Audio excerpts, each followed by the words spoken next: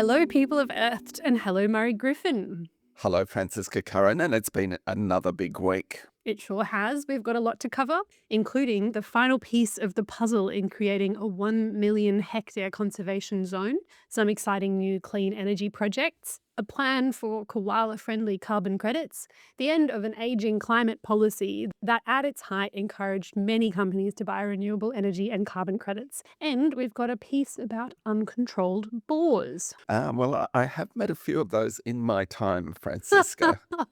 Oh, I didn't expect that. But first, this week's quiz question: what unseen formation covers more than 22% of Australia? That's a tough one. Better keep listening to find out. Murray, Yes. what's your pick of the week? What stood out to you? Well, I wanted to give a shout out to Bush Heritage Australia, which is a conservation organisation that specialises in buying and protecting land. And Bush Heritage has just bought a property called Winara in Western Australia's Midwest. So this is a 107,000 hectare property, which makes it important in its own right. But it's also the final piece in creating a 1 million hectare interconnected conservation corridor in Western Australia's Midwest, which is an amazing achievement. According to Bush Heritage, in a region where most native vegetation has been cleared and less than 4% remains protected, it's a precious remnant of what once was. Winara covers the traditional lands of the Widi mob and Badimai people of the Yamatji Nation, and the property also has enormous cultural significance. In consultation with traditional custodians, Bush Heritage acquired the property from Richard Hamilton, whose family had purchased it in 1983, running sheep and goats on the station. And after working away, Richard returned in 2006. And he didn't really like what he saw. He found that the dry years had taken a toll on the property and grazing pressure was increasing. So, in an extraordinary move, Richard decided to reshape Winara's future and destock the station. For over a decade, it's been left to recover. And now he's arranged for its purchase by Bush Heritage Australia. So here's a Bush Heritage clip about the property made just before the acquisition. And we'll put a link to the full clip in the show notes. Yes, so Wanara lies in the Southwest Biodiversity Hotspot. It is one of the world's 35 biodiversity hotspots. And here at Wanara, we are so lucky to have so much intact landscape that now no longer exists in many parts of the biodiversity hotspot. It contains everything sort of from like sweeping salt lake complexes to magnificent woodlands to rugged granite outcrops and expanses of the wildflowers that the Midwest is famous for. And those wildflowers are overwhelmingly annuals, and the most famous of which are the paper daisies. And it is a beautiful sight in spring when you get, swathes of whites and yellows and purples and pinks. It's magnificent. The Salt Lake Complex, the Mungus Salt Lake Complex, is a internationally recognized bird conservation area. And it's one of these ephemeral complexes that fills up when there's a large rainfall event. They come from hundreds, if not thousands of kilometers around. Examples of things like banded stilts. And there's even been evidence of black swans coming. We're on Winara Station. This is on the traditional country of the Widi mob and Badimaya people of the Yamatji Nation. Winara is home to many cultural significant sites, predominantly the Mungus Lake complex. Part of Bush Heritage's property acquisition process is to engage early with the traditional custodians whose traditional lands the property covers. So it's important to protect the ecological values on Winara. I think just as important are the cultural heritage values. Purchasing Winara would increase the area that we're making an impact on here with Charles Darwin Reserve by another 107,000 hectares. The opportunity to buy Winara is a very exciting prospect. It's in a very ideal location where it's basically the puzzle piece that's missing between a bunch of other nature reserves in the region. altogether, if this is protected as well, it would lead to 1 million hectares of protected country. That's wonderful. Yeah. Big congratulations to Bush Heritage. Yes. And your pick of the week, Francisca. Well, in the introduction, I mentioned an aging climate policy that's been laid to rest. Basically, since 2010 and all through all the changes in Australia's climate policies, the federal government has run a program called Climate Active. And that's the program that allowed companies to certify themselves as carbon neutral, which basically meant that their emissions were negated with carbon credits or offsets to reach that claim. On Friday, it was announced that it won't continue. In announcing the decision, the government acknowledged that Climate Active has supported hundreds of organisations, products, and services to understand and reduce their emissions. But it also had its problems.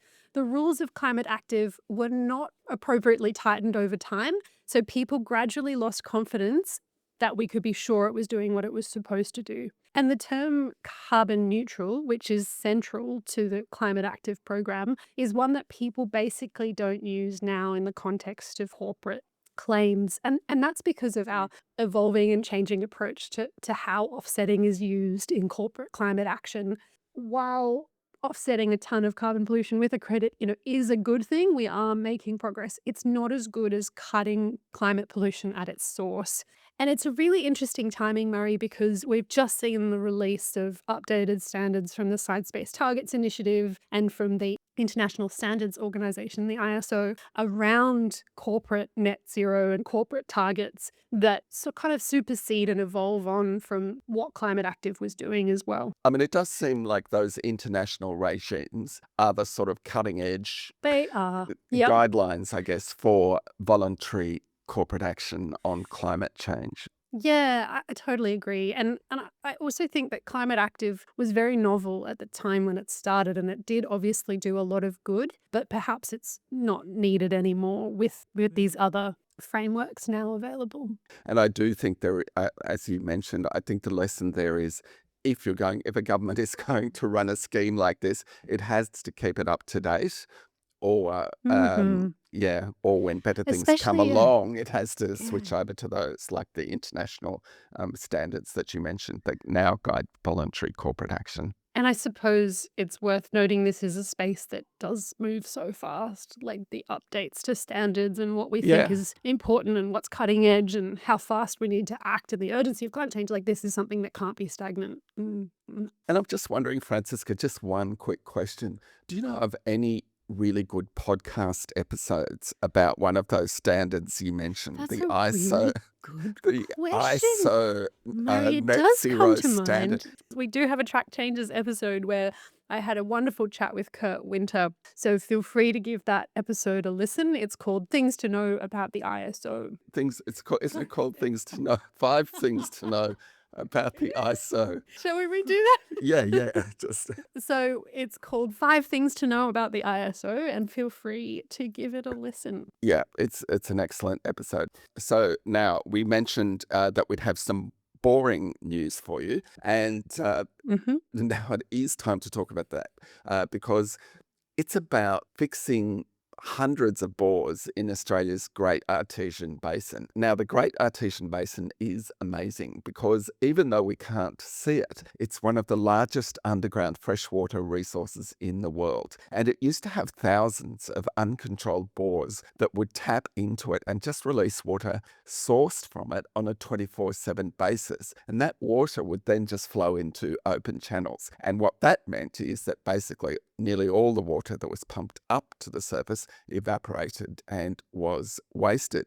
And what this long-running program is doing is replacing those uncontrolled bores with controlled release bores and installing efficient water piping so this ancient underground water isn't wasted. The Great Artesian Basin Rehabilitation Program is jointly run and funded by the federal and Queensland governments, with some money also coming from companies. And the two governments have just released new data. All up through the lifetime of the program, 809 uncontrolled artesian bores have been rehabilitated, replacing more than 15,542 kilometres of bore drains with efficient piping systems. These efforts have resulted in water savings close to 232,000 megalitres per year.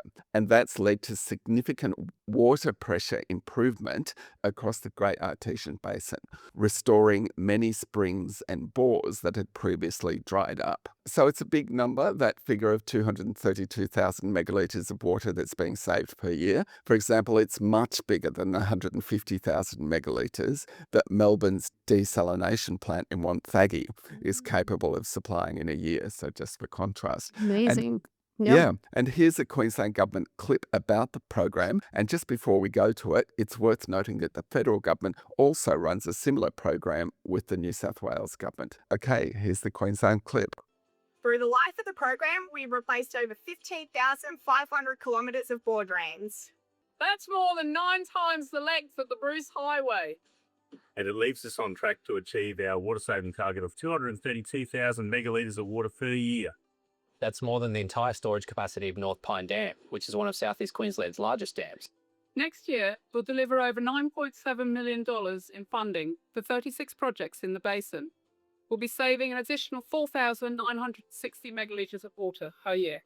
Okay, let's talk about carbon credits. And we want to give a shout out to environment group WWF Australia and carbon credits company Climate Friendly, who have launched a new joint venture called the Koala Friendly Carbon Initiative. And what this aims to do is help to restore critical koala habitat and funding it by earning carbon credits from the habitat plantings. And here's a clip from a YouTube video about the initiative featuring WWF's Tanya Pritchard. This project I find really exciting because it provides benefits to landholders and to nature. So landholders do get a return on the carbon credits, which helps diversify their incomes, as well as being able to help sort of regenerate their properties. Carbon projects can be complex and often face heavy scrutiny. Because of this, a lot of effort goes into ensuring the positive impacts of the initiative are both measurable and supported by evidence. The Koala Friendly Carbon Initiative generates premium carbon credits, which ensure not only that more food trees will be planted for koalas, but that the restoration of landscapes is done to the highest integrity. We're really aiming for a gold standard, and that's through our planting design, being climate resilient and having high biodiverse plantings, but also in how we measure and monitor these projects. So we're using these really robust measurement systems to be able to demonstrate to the world that we're actually having the biodiversity benefits that we say we are. And it is a pleasure to hear Tanya Pritchard's voice, and a shout out to Tanya, who is a good friend of mine. So hi Tanya, if you're listening.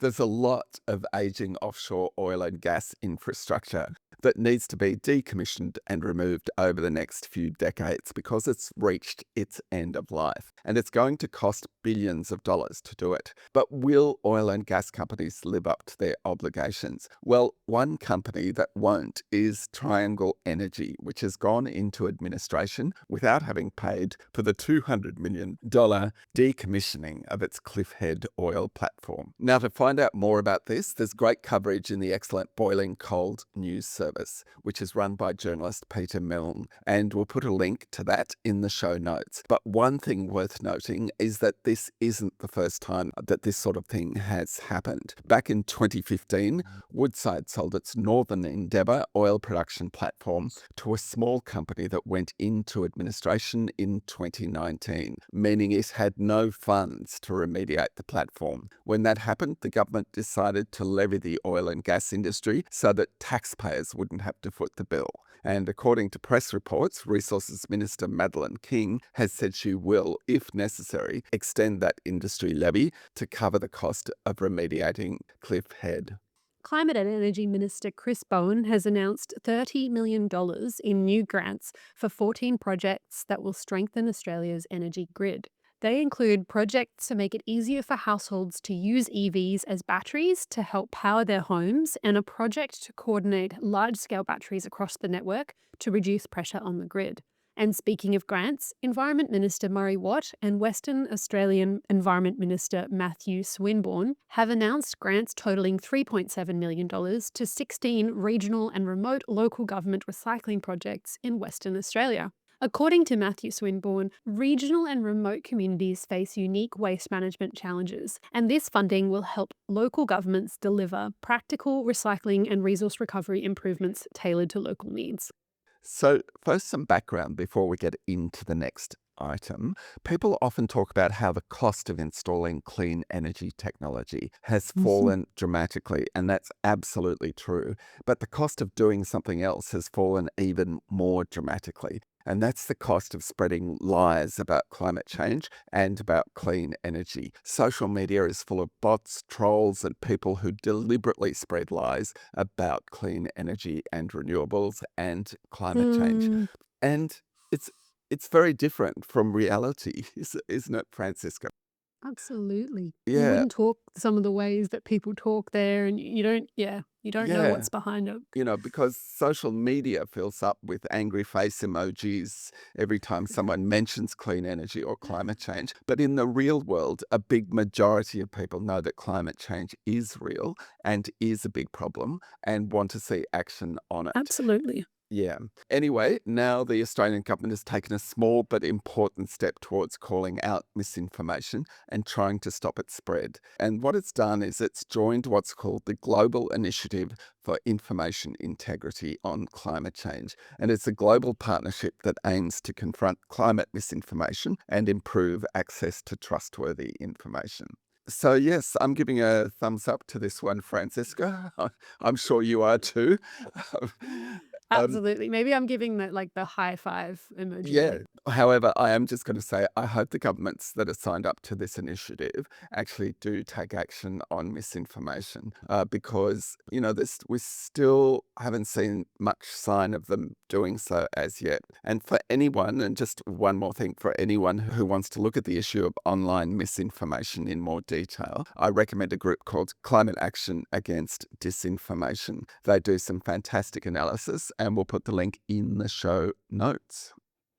Another good government decision has come out of the ACT, which has just released a new climate change strategy and action plan for Canberra for the years 2026 to 2036. The ACT is committed to net zero emissions by 2045, and this new strategy and plan is very comprehensive, with sections on everything from the natural environment to buildings, transport, energy, and waste. We'll put a link to the strategy in the show notes. Australia's Renewable Energy Agency, known as ARENA, has announced a new grant that will help make it possible for planes in Australia to source sustainable aviation fuel. ARENA has announced a $32 million grant to a company called Hammer Energy to help it prepare engineering designs for a project that would convert plantation forestry byproducts into green methanol. And just to be clear, those residues wouldn't come from native forests. They would instead come from plantation forests. And this methanol produced from the forestry residues can then be used to make sustainable aviation fuel. Now, Hammer Energy has two projects on the go. One is proposed for Portland in Victoria that would process more than 500,000 tonnes of plantation forestry residues and produce the methanol from it. This methanol would then go to the company's proposed energy park, which will be located in South Australia, where it could be refined into sustainable aviation fuel or renewable diesel. Or the methanol could be used directly as a clean shipping fuel or a chemical feedstock. One of the exciting things about Hammer's projects is that these will help to decarbonise difficult sectors like heavy industry and transport. And someone who's very excited about it is Peter Malinauskas, South Australia's Premier. Here he is talking about the South Australian component of Hammer Energy's plans. What we see is South Australia racing towards yet another big opportunity.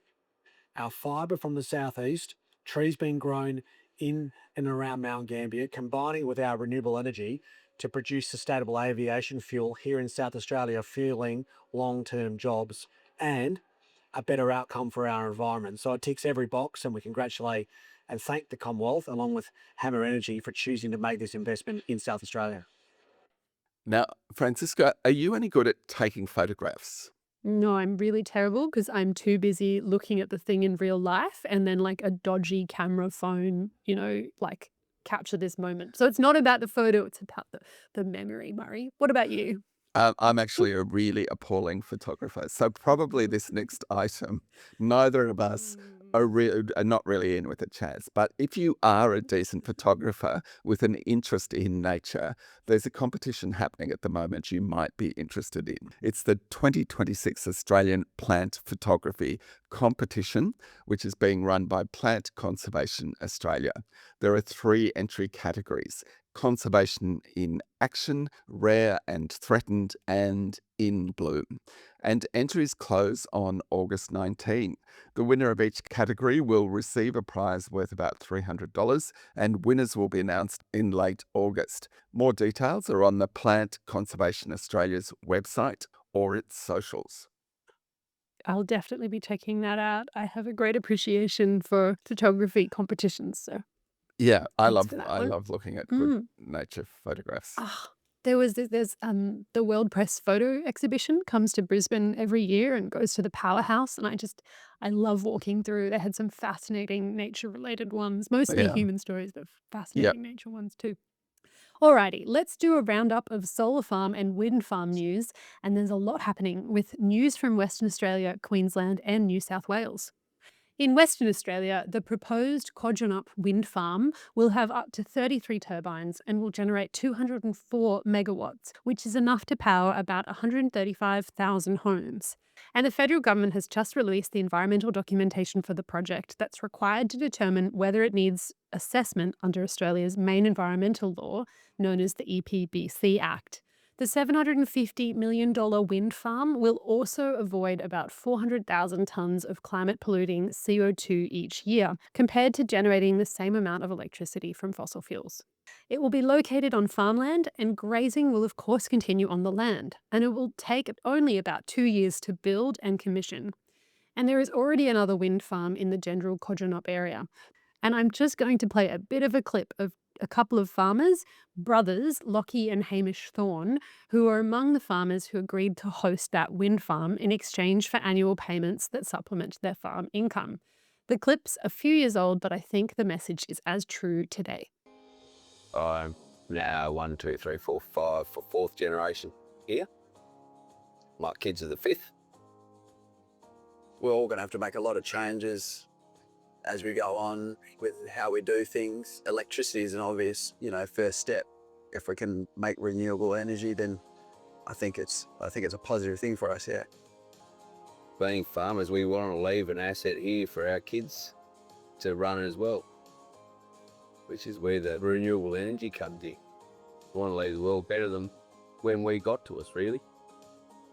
Staying in Western Australia, and renewable energy company Neoen has started construction of the 23-turbine Narrogin wind farm, which will be capable of powering almost 100,000 homes when it's complete. And once it is complete, Neoen will provide annual community benefit payments of $225,000 to the local community through a community benefit sharing program. The project will displace 346,000 tonnes of climate-polluting carbon dioxide every year, which is equivalent to taking more than 75,000 cars off the road. And you might have heard of a federal government clean energy program called the Capacity Investment Scheme, which helps to get clean energy projects up and running. The Capacity Investment Scheme is not a grant program, but it does help developers of these projects to de-risk them so that companies are willing to invest in them. Anyway, this project, the Narrogin Wind Farm, is supported by a Capacity Investment Scheme contract. Meanwhile, in New South Wales, another clean energy project has got the final go-ahead. Arc Energy has decided to definitely go ahead with its $1.3 billion Richmond Valley 200-megawatt solar farm and big battery in northern New South Wales. The project will support more than 850 direct and indirect jobs during peak construction and generate approximately $180 million in expenditure in the local area. It will deliver community benefit funding of $850 per annum per megawatt of solar generation installed for the life of the project. The company has also agreed to establish a new 30-metre wide biodiversity corridor and planting of native species to improve connectivity between two nearby state forests. But wait, there's more clean energy news.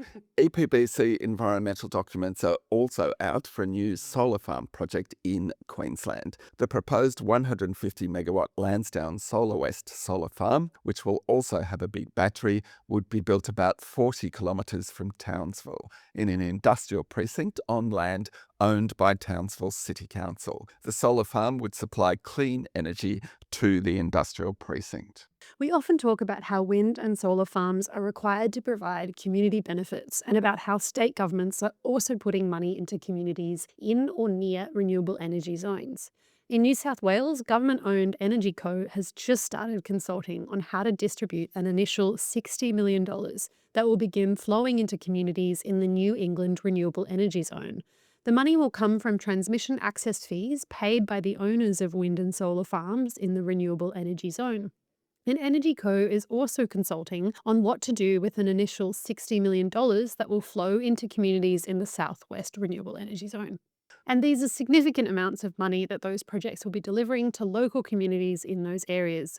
And it will increase as more wind and solar farms apply for access to feed power into the grid.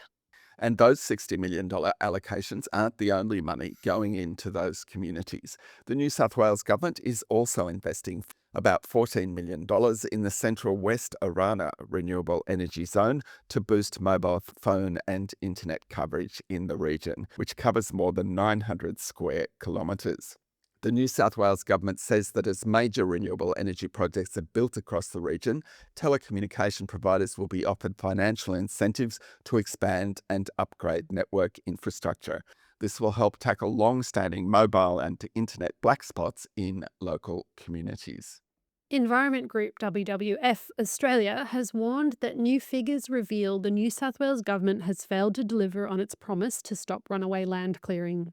It's referring to New South Wales government data that shows that more than 81,000 hectares of native vegetation was cleared in 2024.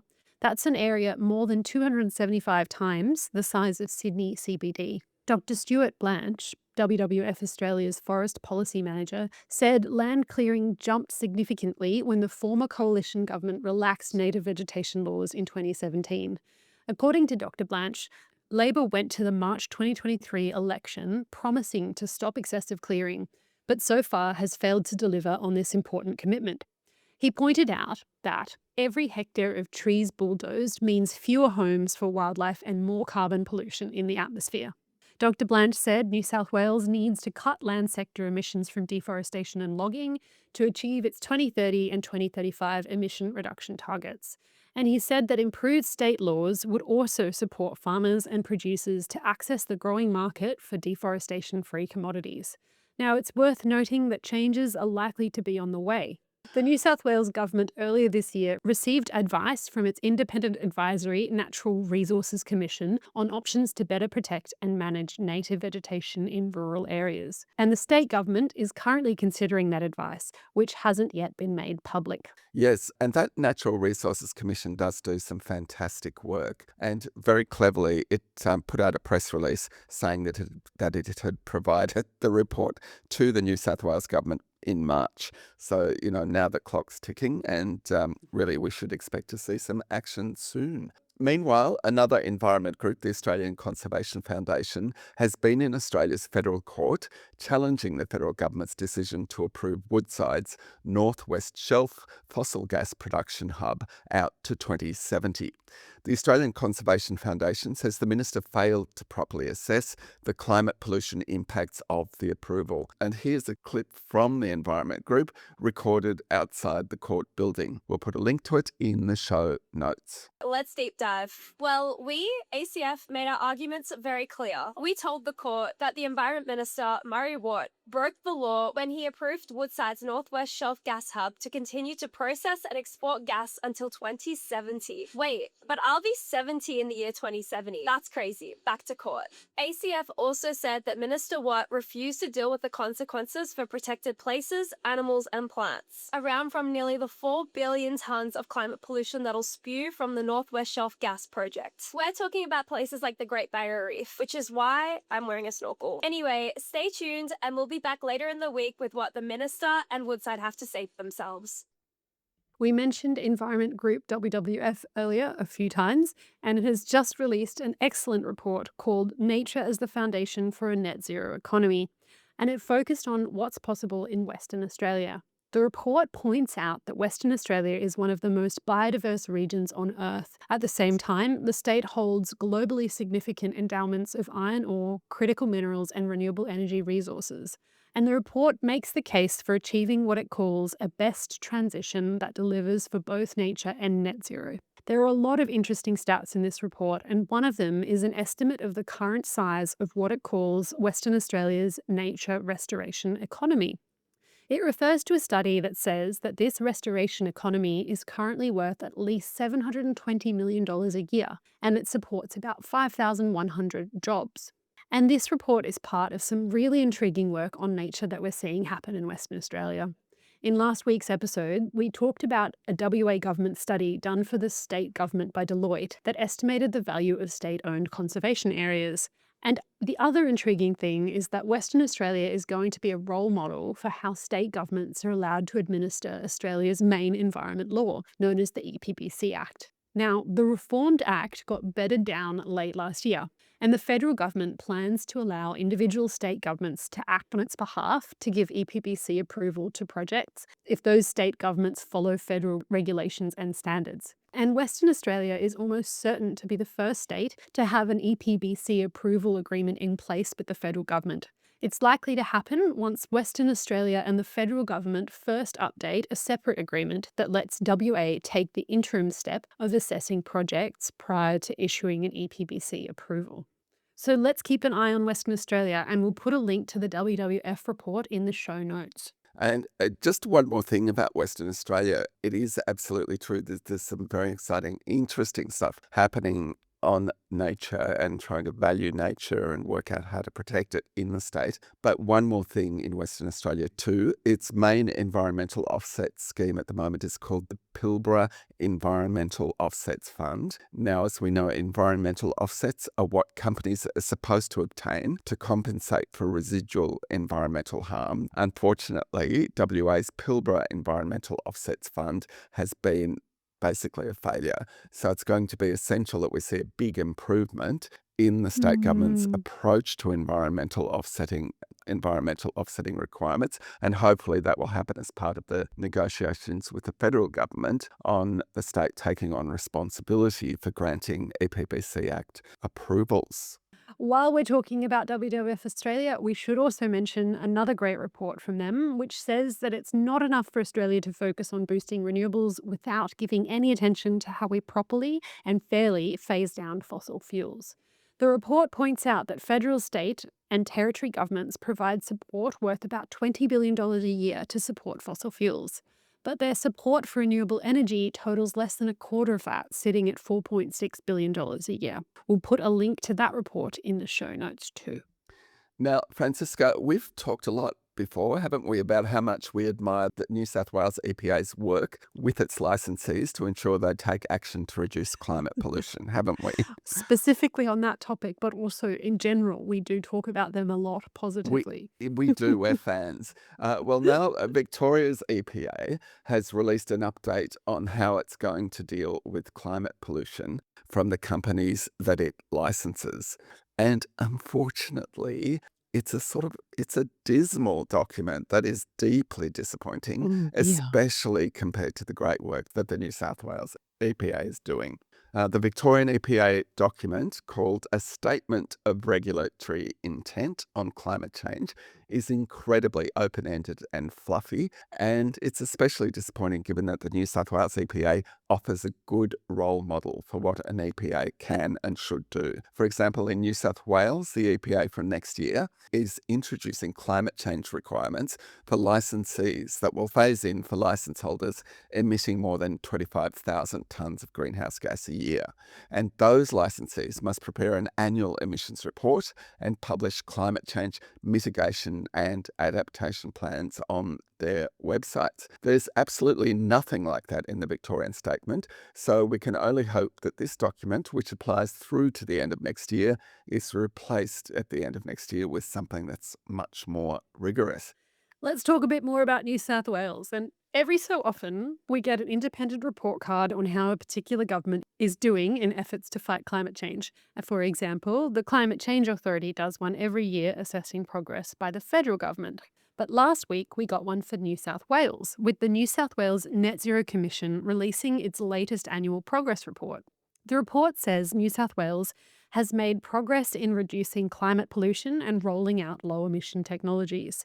The report shows that the expansion of renewable energy, household energy efficiency measures, and cleaner transport are helping to reduce New South Wales emissions and to lower energy costs. So that's the good news. But it warns that current trends indicate that without stronger action, the state is unlikely to meet its 2030 and 2035 legislated emission reduction targets.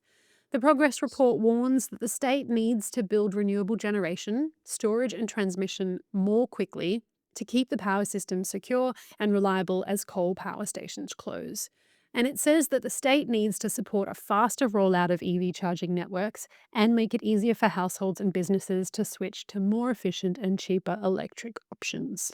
The progress report also talks about the cost of climate change and the benefits of taking action to prevent it. The Net Zero Commission says modelling estimates suggest that increased global temperatures between 1975 and 2024 reduced the size of the New South Wales economy by about $180 billion in 2024 alone. And it says climate action, on the other hand, does pay off. Forward-looking modelling estimates that achieving global net zero by 2050 would increase the income of the average worker in New South Wales by around $2,000 every year for the next 50 years, compared to continuing on the world's current higher warming trajectory. Moving on, and a new climate analysis is critical of what it says is BHP's weak and weakening approach to climate action.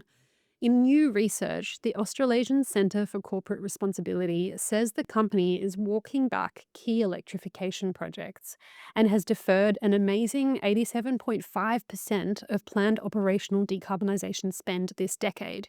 The research also says that only 4% of BHP's emission reductions have been achieved in its Australian operations, with most of them achieved in Chile. And it says major projects to replace diesel mining trucks and equipment with electric mining trucks and equipment have been deferred into the 2030s. The Centre's analysis follows an expose a few months back by Four Corners and The Guardian that looked at the mining giants' shelving of decarbonisation projects based on leaked documents. Yeah, so BHP is an interesting case study. Last week I listened to a talk by Hugh Mackay, who used to be BHP's chief economist and is now at the Australian National University. And the talk was about decarbonisation in the mining industry. He said that we're pretty much at the point where it makes sense for mining companies to buy electric mine trucks instead of diesel ones, even taking into account the price premium for electric mine trucks. But he said part of the problem is a lot of the mining companies rely on vehicles from two companies, Caterpillar or Komatsu, and these suppliers have really weak sustainability commitments, especially US-based Caterpillar. And he said it would be good to see more pressure on those companies to lift their game and get moving on electric mine trucks. And now the answer to our quiz question, which was, what unseen formation covers more than 22% of Australia? Well, we actually mentioned the answer earlier. It's the Great Artesian Basin, and it extends under 22% of Australia's landmass, extending under Queensland, well, a very large part of Queensland, New South Wales, South Australia, and the Northern Territory. Absolutely massive and incredible thing to appreciate. That's it for today. You're all up to date. Two more people are crucial to making this podcast happen: Sophie Sedaris and the co-founder of the Earth News Service, Chris Danzy. And if you enjoyed this episode, please show your appreciation by following the show. And if you feel like it, give us some stars on your pod listening platform. When Spotify and Apple see stars or YouTube sees a thumbs up, they're more likely to put our pod in front of other people. If you are able to go a step further, you can make a small monthly contribution to help us cover our costs by becoming a supporter via our website, which you can find at earth.au. We'll use any funds we receive via our website to cover the costs of things like production, editing, and distribution. Thanks for tuning in. Bye for now. See you next week.